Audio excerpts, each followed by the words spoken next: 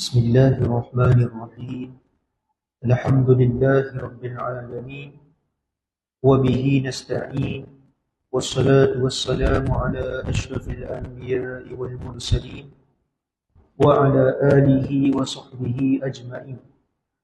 Allahumma salli ala sayyidina Muhammadin al-fatihi lima ughliq wal khatimi lima sabaq nasiril haqqi bil haqq wal hadi ila siratikal mustaqim wa ala alihi wa sahbihi haqqa qadrihi wa miqdarihi al-azim.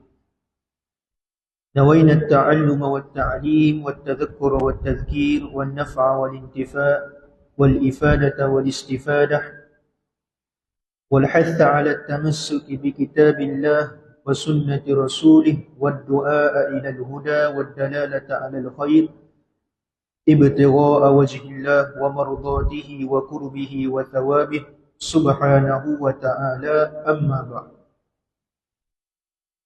Assalamualaikum warahmatullahi wabarakatuh. Jadi pertamanya kita panjatkan syukur, terima kasih kita kepada Allah Subhanahu wa taala kerana dengan limpah kurnia Allah Subhanahu wa taala dan juga dengan taufik hidayah Allah Subhanahu wa taala, maka masih lagi dapat kita sama-sama berada di rumah Allah Subhanahu wa taala, sama-sama mengerjakan ibadah kepada Allah Subhanahu wa taala, dan juga kita melakukan satu pekerjaan yang cukup mulia di dalam agama kita, iaitulah menuntut ilmu agama. Baik. Jadi insya-Allah pada malam ini kita nak sambung bacaan kitab kita, kitab Fathul Muta'ali fi Adabil Ilmi wat Talaqi, pada muka surat yang ke-19. Okey, pada muka surat yang ke-19. Iaitulah pada perbahasan mengenai tamhid, perkara asas yang diperlukan penuntut ilmu. Baik. Jadi pada pertemuan yang sebelum ni kita dah sebutkan berkaitan dengan tajuk ini dan juga apa yang dibincangkan dalam tajuk ni secara umum. Dan kita ada nyatakan jugalah asas kepada perbincangan ini di mana. Ala kulli hal, disebabkan bulan lepas tu kita tengok balik ada masalah teknikal sikit dekat live kita ni. Jadi bahagian tu terpotong. Okey, bahagian tu tak masuk dalam live. Jadinya kita nak raikan siapa-siapa yang ambil istifadah, ambil faedah melalui live ni, dengan harapan dia tak tertinggal lah apa-apa faedah daripada kita ni, maka kita ulang sikit apa yang telah kita sebutkan berkenaan dengan permulaan tajuk ni. Okey, jadi tajuk kita ni, pengarang kita sebut perkara asas yang diperlukan penuntut ilmu. Jadi secara mudahnya kita sebutkan bahawa apa maksud perkara asas yang diperlukan oleh penuntut ilmu.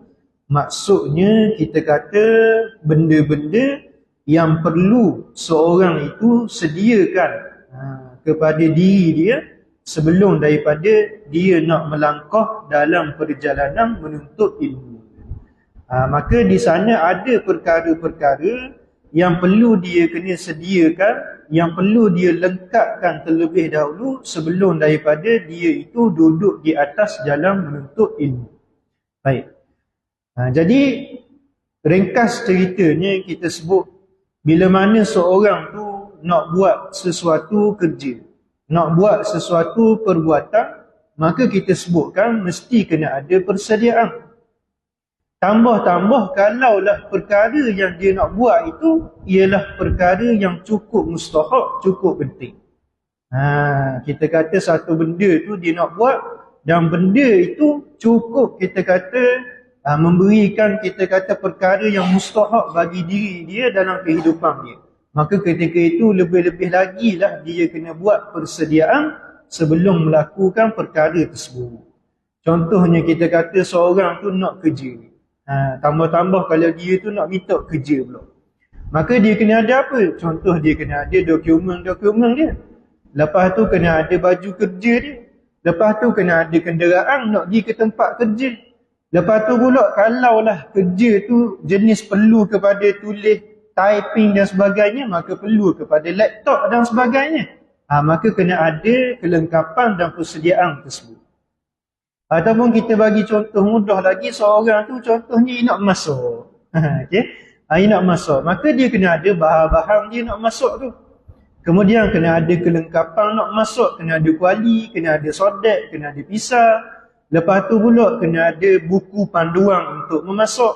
Mana boleh kita kata seorang tu dia nak masuk, dia masuk ikut dang je. Ada dah bahan. Lepas tu capuk ikut dang je. Tiba-tiba jadi nasi goreng. Tiba-tiba jadi mi goreng. Maka kita kata nak buat apa-apa pekerjaan mesti ada persediaan. Maka seorang tu bila mana dia tu ada hasrat nak jadi penuntut ilmu, nak duduk di atas jalan ilmu, dan kita telah sebutkan sebelum ini, jalan menuntut ilmu ini adalah suatu jalan yang cukup mustahak, yang cukup penting bagi seseorang. Maka lebih-lebih lagi lah sebelum dia masuk ke alam pengajian menuntut ilmu, maka perlu dia siapkan dulu diri dia dengan beberapa perkara yang Syekh kita akan sebut dalam kitab. Baik. Sebab apa? Sebab kita sebut kalaulah seorang tu dia tidak buat persediaan, dia tak siap-siap sedia dulu sebelum menuntut ilmu, maka kita bimbang orang ini dia akan buat satu benda yang hanya sia-sia untuk diri dia. Okay? Maksudnya sebelum dia nak belajar tu, dia cita-cita, dia hasrat supaya dia boleh hilangkan kejahilan dia. Dia boleh beki diri dia. Tiba-tiba dengan sebab dia tidak ada persiapan, maka menyebabkan dia kekal dalam kejahilan. Okay? Bahkan ada setengah tu jadi kohon sesak pula, bertambah sesak dengan sebab tidak ada persediaan. Maka pentinglah untuk kita ambil tahu tentang persediaan-persediaan sebagaimana yang telah disebutkan oleh para ulama. Baik.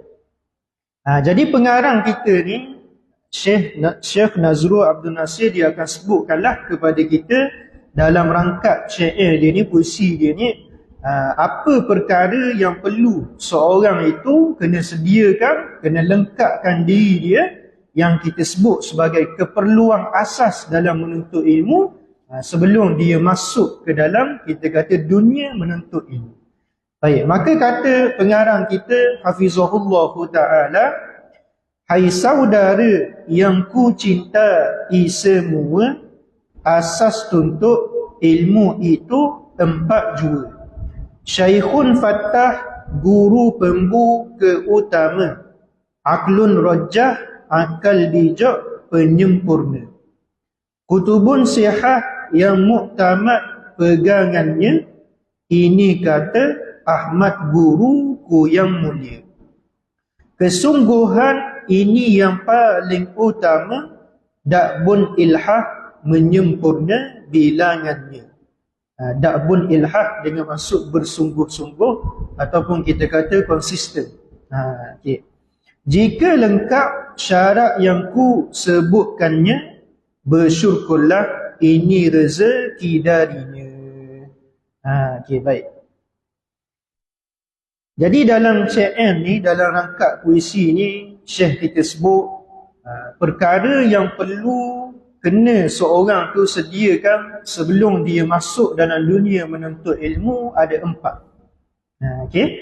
Dan 4 ini sebagaimana yang telah dipesan, yang telah ditunjuk ajar oleh guru dia sendiri, guru beliau sendiri, iaitu Syekh Dr. Ahmad Mamduh Al-Azhari, sebagaimana yang kita sebutkan pada awal-awal dulu.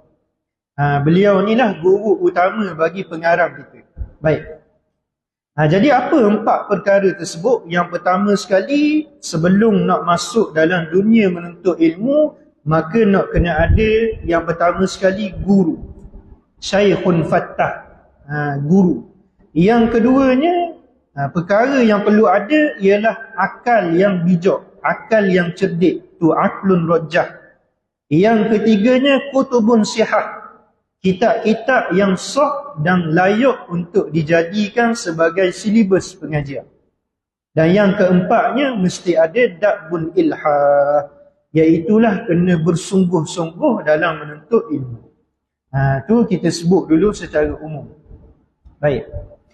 Jadi sebenarnya perbahasan ni kita boleh juga tengok dalam kitab lain, antaranya disebut oleh Syekh Ahmad Zarruq Al-Fasi dalam kitab dia Ightinam Al-Fawaid, syarah bagi Qawaidul Aqaid karangan Imam Al-Ghazali rahimahumullahu ta'ala rahmatan wasi'ah. Dan begitu juga siapa-siapa yang belajar kitab Fawaid Al-Makiyah, maka dalam tu pun ada juga pengarang Fawaid Al-Makiyah, dia nukilkan perkataan ini, perbahasan ini daripada Imam Suyuti rahimahumullah rahmatan wasi'ah. Jadi apa kata Imam Zarruq ataupun Imam Suyuti? Alatul ilmi arba'atun. Alat untuk mendapatkan ilmu ada 4. Aqlun rajah, iaitu yang pertamanya akal yang bijak, yang cerdas. Apa maksud? Maksudnya akal tu boleh tangkap apa yang dia dengar, apa yang dia belajar dengan baik dan juga sempurna. Itu dia, aqlun rajah. Kemudian yang keduanya, syaikhun fattah wa syaikhun fattahun. Apa maksud? Guru pembuka. Guru yang akan buka kepada pelajar tu jalan-jalan ke arah pintu kefahaman terhadap sesuatu ilmu. Maksudnya guru tu yang akan jadi panduan, yang akan jadi tempat rujukan dia, macam manakah dia nak tempuh perjalanan dia dalam menuntut ilmu. Itu yang kedua. Dan yang ketiganya, kata Syekh, wa kutubun sihahun, kitab yang sahih yang dipegang dalam pengajian. Dan yang keempatnya, wa mudawamatun wa ilhahun, bersungguh-sungguh dan juga konsisten. Maksudnya seorang tu dia tetap di atas jalan belajar dia tanpa dia, kita kata, terganggu, terkesan dengan cabaran-cabaran yang dia hadap dalam sepanjang perjalanan dia menuntut ilmu. Kemudian sambungan dia dikata lagi dalam kitab ni, li annal uluma, kerana bahawa ilmu-ilmu itu illam takun minka wa minha kun illam takun minka wa minha kunta ba'idan anha. Apa maksud dia? Kerana keempat perkara yang kita sebut tadi, guru, akal, kitab dan juga kesungguhan, kalaulah benda ni kita kata tak ada pada diri kita, maka seorang itu akan jauh daripadanya. Apa maksud? Ghalibnya, kalau tak ada 4 perkara ni, ataupun salah satu daripada 4 perkara ni, maka kebiasaannya seorang tu jadi susah nak belajar. Susah nak mendapatkan ilmu yang dia nak belajar. Itu dia. Kemudian sambungan dia lagi, dia kata faminka bila minha jahlun wa dhalalun. Apa maksud? Kalaulah seorang tu dia ada akal, dia ada kesungguhan, ada aqlun rajah, ada da'bun ilhah, tapi tak ada guru, tak ada kitab, maka apa kesan dia? Kata Syekh, orang ini dia akan jahil dan juga sesat. Okay. Lagu mana boleh jadi gitu? Kita kata sebabnya walaupun akal seorang tu dia boleh nak faham satu-satu benda yang dia belajar, lepas tu pula kesungguhan dia tu boleh menyebabkan dia berjaya, tapi kita kena ingat, tanpa sentuhan daripada orang yang berpengalaman yang disebut sebagai guru, dan juga tanpa panduan-panduan dan juga kaedah-kaedah yang telah tertulis dalam kitab-kitab yang sebagaimana yang disusun oleh para ulama, maka kita kata orang ini tetap kita kata akan jahil. Pasal apa ya? Pasal walaupun dia belajar satu benda tu guna otak dia sendiri, tapi kita kata kemungkinan apa yang dia belajar tu tak kena dengan perkara yang sebenar. Okay? boleh jadi dia syok sendiri. Okey. Dia ingat ke betul dah tu? Kena dah dengan apa yang dihuraikan oleh ulama, dengan apa yang dimaksudkan oleh salaf contohnya, yang apa yang dimaksudkan oleh Nabi dan juga Allah Ta'ala, tiba-tiba terpesong daripada maksud yang sebenar. Pasal apa? Pasal tidak ada panduan daripada guru. Ataupun orang tu sesat. Maksudnya apa? Dia berjaya juga, tapi bukan dengan kebenaran. Sesat dengan, kita kata berjaya dengan duduk dalam kebatilan. Itu dia. Okay. Itu kalaulah orang tu ada akal sahaja dan juga ada kesungguhan sahaja. Okay. Kemudian disebut lagi, wa minha bila minka jumudun wa taqlidun.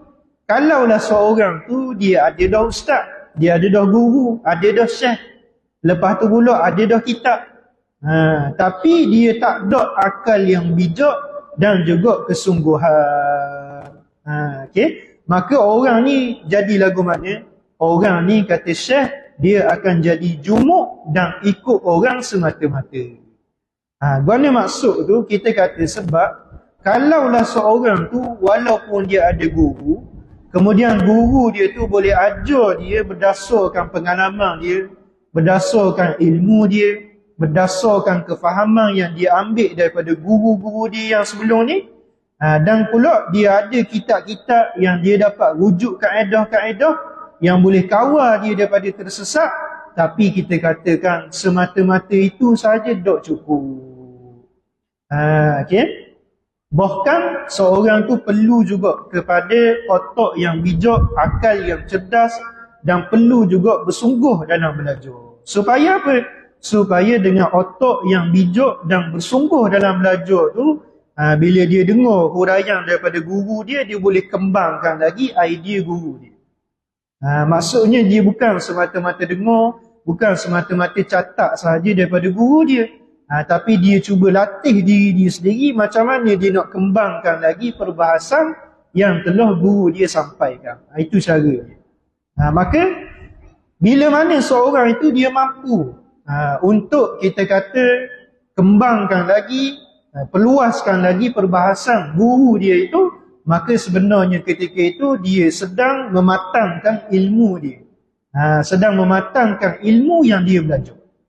Maka sebab itulah kata syekh kita di sini, tak cukup dengan ada guru, tak cukup dengan ada kitab sahaja. Mesti kena ada juga akal yang bijak dan juga kesungguhan dalam menuntut ilmu.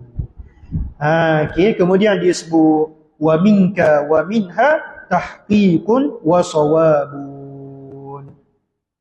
Okay. Ada pun kalaulah seorang tu ada belaka, maksudnya akal pun ada, kesungguhan pun ada, guru pun ada, kitab pun ada, maka ketika itu orang inilah orang yang sebenar, orang yang duduk di atas kita kata jalan yang sebenar ketika mana menuntut ilmu. Okay, baik. Jadi orang ini kita kata secara golibnya insya-Allah dia boleh sapa kepada apa yang dia nak daripada usaha dia belajar. Baik. Jadi kita nak tengok satu-satu. Okay.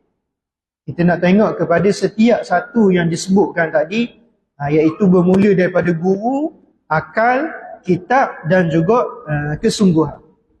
Apa yang dimaksudkan oleh syekh kita di sini. Okay, jadi yang pertama sekali kita sebut tadi Syekhun Fattah, guru pembuka. Jadi dalam perjalanan kita menuntut ilmu ni, kita kata orang yang paling besar sekali peranan, orang yang paling berpengaruh sekali dalam kehidupan seorang pelajar adalah guru. Okay? Guru itulah yang akan menentukan bagaimanakah kita kata perjalanan seorang pelajar. Guru itulah yang akan menentukan lagu manakah kita kata perkembangan dan juga kemenjadian seorang pelajar tersebut. Maka kalaulah guru tersebut dia boleh atur pelajar dia tu dengan cara yang molek, maka hasilnya pelajar tu akan keluar jadi pelajar yang berjaya. Tapi kalau sebaliknya guru dia tidak berjaya susung perjalanan dia dengan molek, maka yang akan hasilnya juga murid tersebut tidak akan berjaya. Maka sebab tu kita sebut guru adalah orang yang paling besar sekali pengaruh dalam perjalanan menuntut ilmu. Okey. Sebagaimana pepatah Melayu kita sebut tak, bagaimana acuang begitulah kuih ni. Okey. Kalau kita buat betul kaipak, jadi kaipak lah. Kalau buat betul donat, jadi betul donat. Okey. Jadi kalau guru tu dia latih anak murid dia untuk jadi seorang yang alim dalam bidang bahasa Arab contohnya, maka anak murid yang akan lahir adalah orang yang mahir dalam bidang bahasa Arab. Kalau guru dia tu ditunjuk jalan untuk jadi seorang yang faqih dalam agama, maka anak murid yang akan hasil pun orang yang faqih dalam agama. Okey, baik. Jadi nak tengok seorang murid tu berjaya ataupun tidak dalam perjalanan dia dalam menuntut ilmu, maka tengok kepada setara mana guru dia didik dia. Setara mana guru dia ajar dia. Okey. Begitu juga kita sebut sama ada kefahaman pelajar tu betul ataupun salah, maka mengikut kepada ajaran guru dia. Sebagai contoh, kalau guru dia tu ajar kepada akidah-akidah yang betul, maka pelajar dia yang lahir pun akan berpegang dengan akidah-akidah yang sebenar. Kalaulah sebaliknya, maka akan lahirlah murid-murid yang berpegang dengan akidah yang terpesong. Itu dia. Baik. Okay, kemudian kita sebutkan secara kesimpulan je lah. Seorang murid tu dia perlu kepada guru yang membimbingnya. Sebagaimana kita tengok Nabi SAW sendiri, kita kata dapat bimbingan daripada Allah Subhanahu Wa Taala. Para sahabat radhiyallahu anhum pun kita tengok dibimbing oleh Nabi SAW. Para tabi'in dibimbing pula oleh para sahabat ridwanullahu alaihim ajma'in. Dan begitulah juga kita tengok setiap generasi yang kita kata duduk di atas jalan menuntut ilmu, mesti ada guru yang membimbing. Okey. Maka bila kita faham begitu, kita duduk dalam perjalanan menuntut ilmu ni, kita tak boleh belajar satu-satu ilmu tu dengan semata-mata diri kita sendiri. Tak boleh kita faham satu-satu ilmu tu dengan cara kita sendiri. Hurai ikut kepala kita sendiri, ikut fikiran kita sendiri. Sebab apa? Sebab ilmu tu amanah. Ilmu tu warisan daripada Nabi dan juga orang-orang yang telah menyambung kerja-kerja Nabi. Maka bila kita sebut begitu, fahamnya di situ, kefahaman yang kita ambil dalam satu-satu pengajian tu sebenarnya dia bersambung. Okey. Dia bersambung daripada guru kita sampailah kepada Nabi SAW. Maka sebab itulah kita kata antara perkara yang diambil perhatian dalam perjalanan menuntut ilmu ini disebut sebagai apa? Sanad. Okey, sebagai sanad, iaitu apa? Rantaian ilmu. Nak pastikan betul-betul dah orang tu sampaikan ilmu sebagaimana yang telah disebarkan oleh generasi-generasi sebelum ni. Maka cara nak tengok dia melalui sanad tersebut. Okey, baik. Contoh kita kata tak, seorang tu dia nak faham Al-Quran, dia nak faham hadis, maka dia kena rujuk kepada guru-guru yang mahir dalam bidang tafsir dan juga dalam bidang huraian hadis. Ataupun dia nak belajar tentang ilmu fiqh, maka ketika itu dia kena berguru dengan orang yang mahir dalam bidang fiqh. Sebab apa? Sebab orang-orang yang mengajarkan ilmu tersebut hakikatnya dia ambil daripada mulut-mulut guru sebelumnya, dan begitulah sampai bersambung kepada generasi-generasi sebelumnya. Itu dia. Baik. Di sini ada kata Al-Hafiz Al-Khatib Al-Baghdadi. Beliau nukilkan daripada sebahagian muhaddisin. Beliau kata terjemahan dia, sesiapa yang baca kitab sendiri-sendiri. Itu dia. Baca kitab seorang tanpa ada panduan daripada guru, maka orang ini dipanggil sebagai suhufi ataupun sahafi. Apa maksud suhufi ataupun sahafi ni? Macam ke wartawan, pembaca berita. Cik kita tengok wartawan tak? Baca berita. Dia baca je apa yang ada pada teks tu. Okay? Dan orang ini tak layak dipanggil ahli hadis. Dan sesiapa yang baca Quran sendiri-sendiri tanpa guru, maka dia adalah mushafi. Apa maksud? pandai baca sahaja, tapi dia bukan pembaca yang sebenar, yakni bukan faham sebenar pun Al-Quran tersebut. Itu dia. Okey. Begitu juga kata Abdullah bin Al-Mubarak. Dia kata apa? Al-isnadu minad din. Ni kata-kata yang masyhur lah ni. Al-isnadu minad din. Walaula al-isnadu laqala man syaa ma syaa. Sanad itu ataupun kita kata rantaian kefahaman itu ialah sebahagian daripada agama. Dan jika tak ada sanad ni, nescaya siapa-siapa sahaja boleh bercakap apa yang dia nak. Itu dia. Maka sebab tu kita sebut tadi rantaian ilmu ataupun kita sebut sebagai sanad sangat-sangat mustahak ditekankan oleh para ulama dalam perjalanan menuntut ilmu. Sebab kita nak pastikan sama ada betul ke tak huraian seseorang tu terhadap satu-satu ilmu, maka nak tengok kepada dengan siapakah dia ambil ilmu tersebut.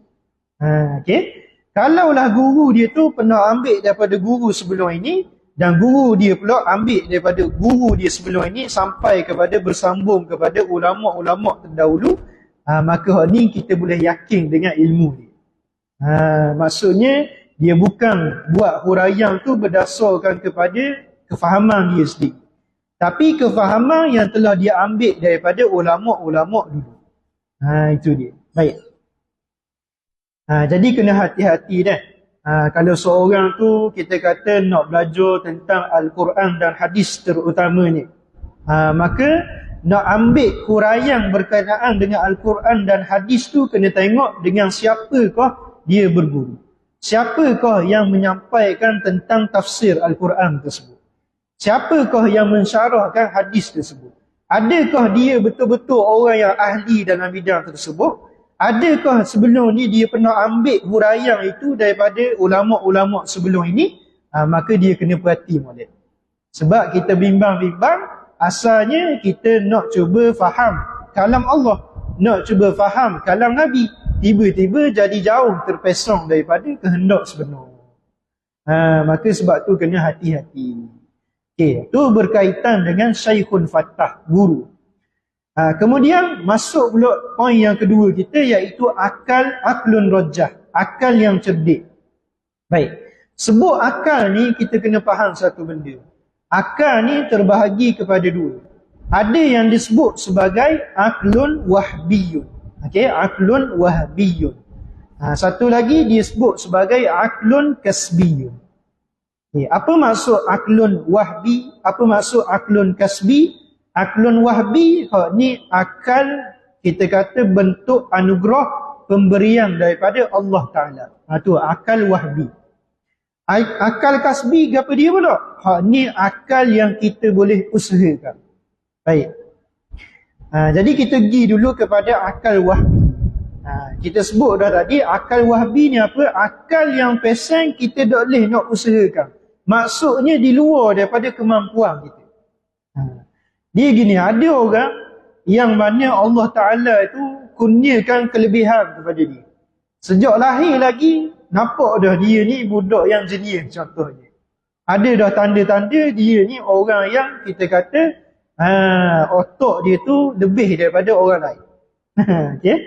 Lepas tu bila masuk sekolah pula kita tengok budak ni, dari macam orang lain baru belajar tambah tolak, dia sampai darat bahagi dah contohnya. Maka ada setengah orang tu Allah Ta'ala bagi kelebihan dia gitu.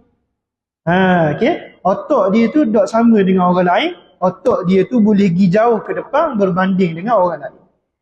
Maka hak pasang lagu ni, bijak pasang lagu ni, hak ni di luar kemampuan kita. Bergantung kepada anugerah daripada Allah Ta'ala. Okay. Ada pun akal kasbi, akal yang kedua yang kita sebutkan tadi, maka hak ni kita kata di dalam kemampuan kita. Siapa-siapa sahaja yang dia belajar, yang dia berusaha, maka dia boleh ada akal kasbi. Maka sebab tu kita tengok ada orang tu kadang-kadang sejak lahir budak-budak tu nampak biasa je. Tiba-tiba dia belajar, dia sungguh, maka lepas tu dia jadi orang yang berjaya, bahkan jadi tokoh pula dalam bidang ilmu. Tu panggil apa tu? Akal kasbi. Okey. Hak ni kalau kita tengok kepada cerita-cerita ulama dulu, banyaklah yang berlaku. Ada setengah ulama tu kita kata tengok dia tu orang biasa je dulu. Tiba-tiba dengan sebab dia tu asah semua akal dia, belajar semua, tidak pernah putus asa dalam belajar, maka dia diangkat jadi orang yang cukup mulia dalam bidang ilmu. Contohnya kita boleh bawakan di sini kisah Syekh Khalid Al-Azhari. Syekh Khalid Azhari rahimahullahu ta'ala. Siapa Syekh Khalid Azhari ni? Siapa-siapa yang belajar ilmu bahasa Arab dalam bidang ilmu nahu, nama Syekh Khalid Azhari ni memang tak asing lah. Antara tokoh besar dalam bidang ilmu nahu bahasa Arab. Tu dia. Jadi Syekh Khalid Azhari ni kalau tengok pada kisah dia tu, dulunya dia ni siapa? Dia ni tukang pasang pelita di Masjid Al-Azhar. Okay? Dulu kita di sejid-sejid ni tak ada lagi lapu-lapu gini pakai pelita je. Termasuklah di Masjid Al-Azhar. Satu ketika dulu Masjid Al-Azhar ni di mana? Di Mesir. Okay? Antara tempat yang tersohor lah, tempat-tempat yang menjadi tumpuan orang-orang yang nak belajar. Okay. Jadi Masjid Al-Azhar dulunya kita kata pakai pelita lah. Okay. Jadi siapa Syekh Khalid ni? Syekh Khalid ni antara hak tukar pasang pelita di Masjid Al-Azhar. Okay. Jadi kita kata Syekh Khalid ni dia ambil upah sebagai pekerja biasa saja. Jadi setiap malam tu bila mana dia masuk dalam Masjid Al-Azhar, ada halaqah-halaqah pengajian, maka dia pergi pasang pelita dekat halaqah tersebut. Maka nak jadi ke ceritanya, satu hari tu ketika mana dia nak pasang pelita tu, tumpahlah kita kata minyak pelita tu atas kitab seorang pelajar. Okay? Maka rekah ceritanya pelajar tu hina dia. Pelajar tu kata, wahai jahil, mu tahu tak muat benda ni? Habis rosak, habis ilmu aku belajar hari ni disebabkan minyak hak muat tumpah ni. Maka disebabkan kisah itu, Syekh Khalid ni dia nekat start daripada tu, walaupun usia dia masa tu 30, kata ulama 35 tahun dah, tapi dia tekad hari tu, hari ni aku tak mau pasang pelita dah, aku nak belajar. Okay? Aku nak jadi penuntut ilmu. Maka start hari tu dia kabur kepada jabat Masjid Azhar tu, dia nak letak jawatan dia sebagai pemasang pelita, dia nak jadi penuntut ilmu. Maka berkat usaha dia belajar, dia asah semua otak dia tu, walaupun orang biasa-biasa sahaja pada sebelum ni, maka selepas tu dia jadi orang yang cukup hebat dalam perbahasan ilmu, khususnya dalam bidang nahwu bahasa Arab. Okay? Contoh kitab dia kot suhu Syarah Jurumiyah. Syarah Khalid Al-Azhar, Syarah Khalid Azhari ala Matni Al-Ajurumiyah. Okay? Siapa-siapa hok ngaji dalam bidang bahasa Arab ni memang akan lalulah kitab ni. Tu dia. Daripada orang biasa sehingga jadi orang yang luar biasa. Okay, baik. Maka kita sebut sini, kalaulah seorang tu dia kata dia tu, saya ni orang biasa je, akal saya ni taklah hebat setara orang jenis-jenis tu. Okay? Akal saya ni taklah bijak macam orang-orang boleh pergi bulan contohnya. Maka hak tu kita kata tak boleh jadi alasan untuk dia jadi seorang yang berjaya. Sebab terbukti dah berapa ramai orang yang asalnya orang yang biasa saja, tapi dengan sebab dia usaha, dia asah semua otak dia, maka lepas tu dia jadi orang yang berjaya. Okay? Begitu juga kita nak sebut sini, kita kena faham satu benda lagi, nak jadi alim tak mesti kena lahir daripada keluarga yang bijak-bijak. Tak semestinya. Saya ni tak ada peluang lah nak jadi orang alim. Pasal apa lah? Pasal mak ayah saya ni orang biasa je. Contohnya. Mak ayah saya ni tukar kebun je contohnya. Lagu mana saya nak jadi orang alim? Sebab saya tengok orang-orang yang jadi alim tu, ayah dia tu guru. Mak dia pula bukan orang biasa-biasa, orang yang hebat juga dalam bidang ilmu. Maka hak ni kita kata tak boleh jadi alasan. Sebab kita tengok ramai dah di sana ulama-ulama yang hebat-hebat yang lahir daripada keluarga biasa-biasa sahaja. Contohnya siapa? Contohnya antara tokoh ulama di Nusantara kita, nama dia Syekh Abdul Qadir bin Waqah. Okey. Seorang ulama di negara Fatani yang cukup masyhur, yang dikatakan cukup pakar dalam bidang usuluddin, dalam bidang akidah. Okey. Maka Syekh Abdul Qadir bin Waqah ni, ayah dia tu, Waqah tu orang biasa saja, bukan tok guru. Gitu juga kalau kita tengok profil mak dia tu orang biasa saja, bukan tok guru. Tapi Syekh Abdul Qadir bin Waqah tu siapa? Boleh jadi tokoh dalam bidang ilmu agama, dalam bidang usuluddin. Okey. Jadi kita kata seorang tu nak jadi bijak, tak syarat pun kena daripada keluarga yang bijak. Nak jadi bijak, tak syarat pun kena, kita kata apa? Kena asal-asal lahir tu bijak dah, tak semestinya. Okey. Sebab kita sebut dah tadi, ada akal yang wahbi, ada akal yang Allah Ta'ala anugerahkan kepada seorang secara khusus, dan ada satu lagi akal yang disebut sebagai akal kasbi, akal yang kita boleh usahakan. Okey, baik. Itu yang kedua, berkaitan dengan aklun rajah. Okey, kemudian yang ketiganya kita sebut tadi, kutubun sihahun. Apa maksud kutubun sihahun di sini? Kalau kita terjemah literanya dengan maksud kitab-kitab yang sahih. Okey. Apa maksud kitab-kitab yang sahih? Adakah dengan maksud kitab-kitab tu mestilah kandungan dia tu kandungan yang sebenar? Maksudnya kalau kitab akidah, mesti dengan akidah yang sebenar. Kalau kitab fiqh, mesti ikut jalanan ulama fiqh yang sebenar. Gitu ke maksud dia?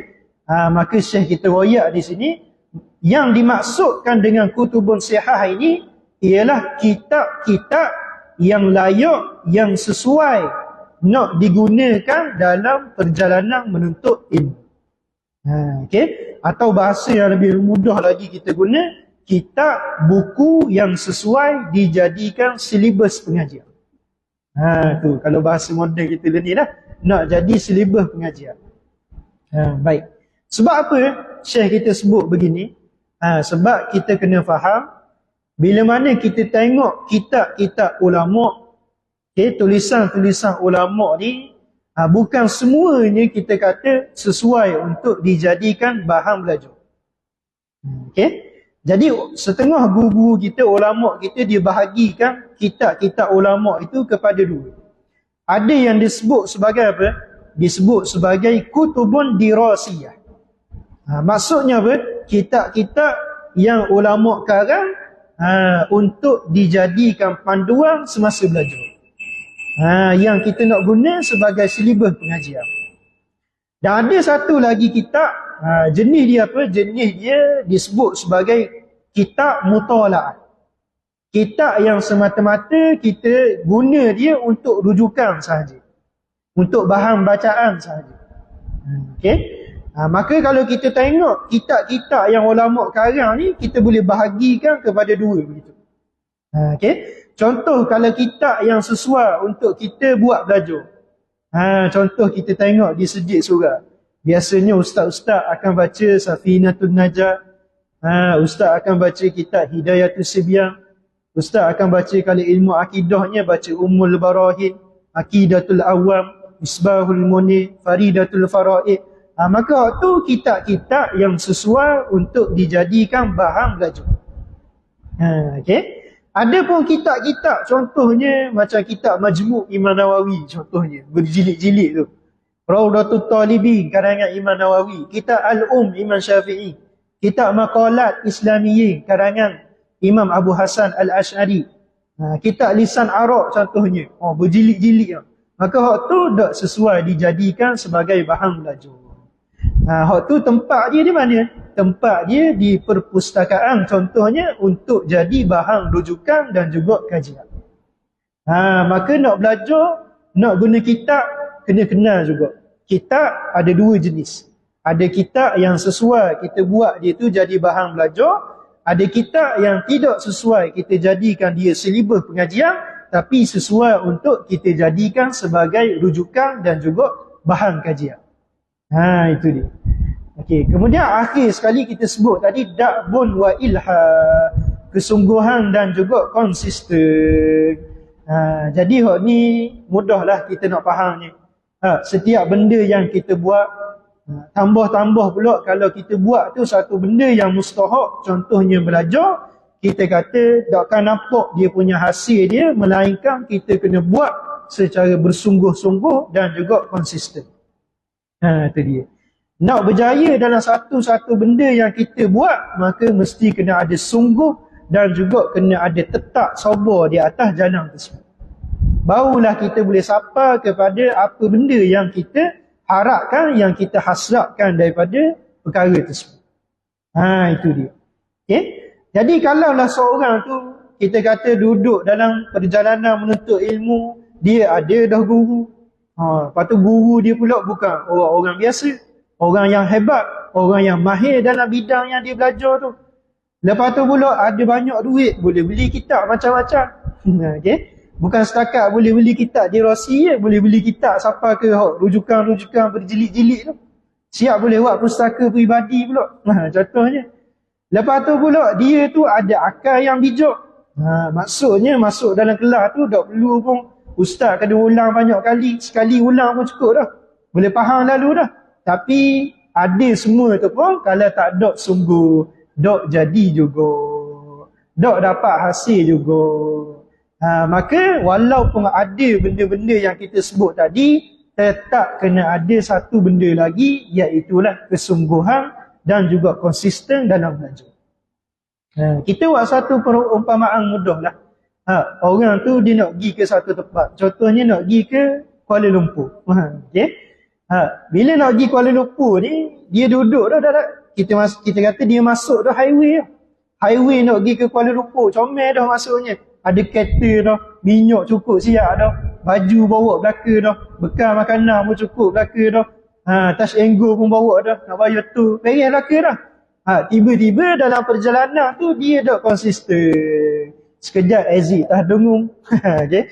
Sekejap keluar dekat Paka, sekejap keluar dekat Kemamang, lepas tu masuk balik keluar dekat Kuantan pula. Last sekali benda tak sapa-sapa Kuala Lumpur. Okay? Pasal apa tu? Pasal dok tetap di atas jalan dia. Maka sebab itulah kita buatlah apa-apa sekalipun, kalau tak ada sungguh, kalau tak ada konsisten, maka dok akan berjaya juga. Maka sebab itulah Syekh kita sebut di sini, perkara asas yang perlu seorang tu dia kena sedia, dia kena ada dalam perjalanan dia menuntut ilmu. Yang pertama sekali guru.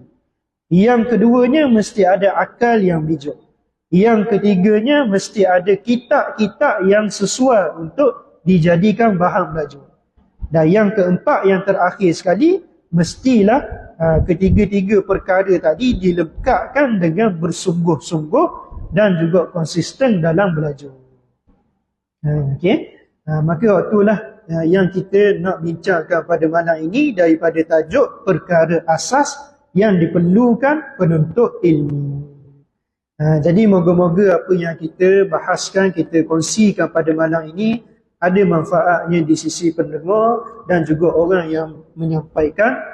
Apa yang baik itu datang daripada Allah Subhanahu Wa Taala, apa yang buruk itu datang daripada diri saya sendiri. Moga-moga suatu masa nanti kita dihimpunkan oleh Allah Taala bersama dengan orang-orang yang berjaya di dunia dan juga di akhirat, insya-Allah. Jadi insya-Allah pertemuan seterusnya kita akan sambung kepada fasal yang berikutnya yang akan berbincangkan berkaitan dengan ikhlas ataupun niat dalam menuntut ilmu. Wallahu taala a'lam bissawab. Assalamualaikum warahmatullahi wabarakatuh.